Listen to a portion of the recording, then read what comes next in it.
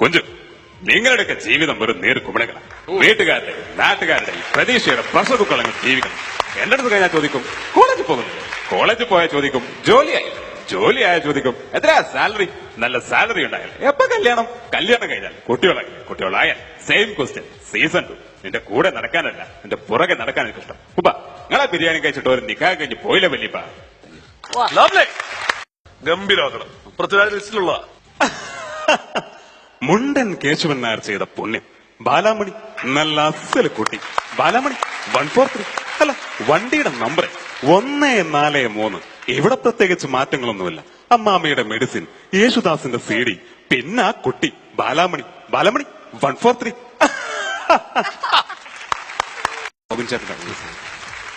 കരിപ്പരട്ട് sir സെർവിക്ക് വെക്കരുത്.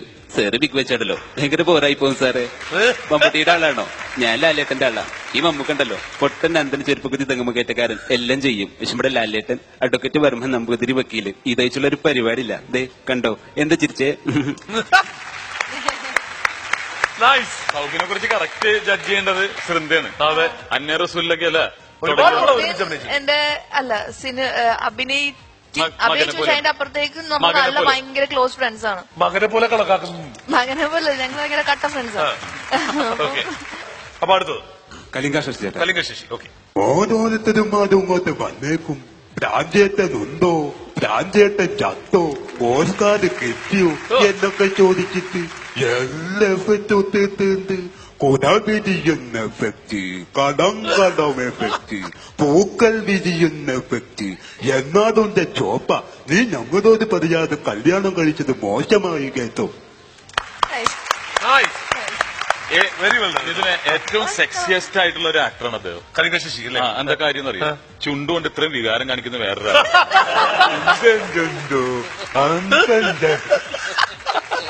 Okay. അടുത്തത്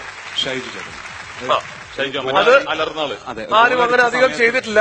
oh my goodness, Sushant മാത്യുവിന്റെ ഇടംകാലിൽ നിന്നും ഒരു മഴവില്ല് പുറപ്പെടുന്ന കാഴ്ച. ആ മഴവില്ല് ഒരു പക്ഷിയെ പോലെ പറന്നിറങ്ങി ചെന്നൈ FC ഗോൾ വലയിൽ മുത്തം വെക്കുന്ന കാഴ്ച. കേരളത്തിന്റെ ഹീറോ, ഈ സ്റ്റേഡിയത്തിന്റെ ഹീറോ, വയനാടിന്റെ ഹീറോ സുശാന്ത് മാത്യു. അല്ലേ? ശരിക്കും ആ ഫുട്ബോളിനെ ഏറ്റവും കൂടുതൽ നമ്മള് ആവേശം തരുന്ന ഒരാളാണ് ഷൈജു തോമസ്. നമ്മൾ ആ ഒരു ലെവലിലേക്ക് എത്തിക്കും. തീർച്ചയായും. പുള്ളിയുടെ ഒരു ഡയലോഗ് ഉണ്ട് ഭയങ്കര ഫേമസ് ആയിട്ട്. സച്ചിനും കോപ്പലും കൂടി ചേർന്ന് ഒരു കപ്പലുണ്ടാക്കി, പിന്നെ 11 പേരും കൂടി ചേർത്ത്. ആ ഡയലോഗ് ഓർമ്മയുണ്ടോ? ഫൈനലിൽ പറഞ്ഞ ഡയലോഗ്. അതെ, ഓർമ്മയുണ്ടോ ആ ഡയലോഗ്? അത് പറയുന്നു. സച്ചിനും കോപ്പലും പിന്നെ ആ 11 പേരും പ്രതീക്ഷയുടെ പൂമരം കൊണ്ടൊരു കപ്പലുണ്ടാക്കിയിരിക്കുന്നു. ആ കപ്പലിലേറി ഹീറോ ഇന്ത്യൻ സൂപ്പർ ലീഗിന്റെ ഫൈനൽ തീരത്തെത്തിയിരിക്കുന്നു കേരള ബ്ലാസ്റ്റേഴ്സ് FC.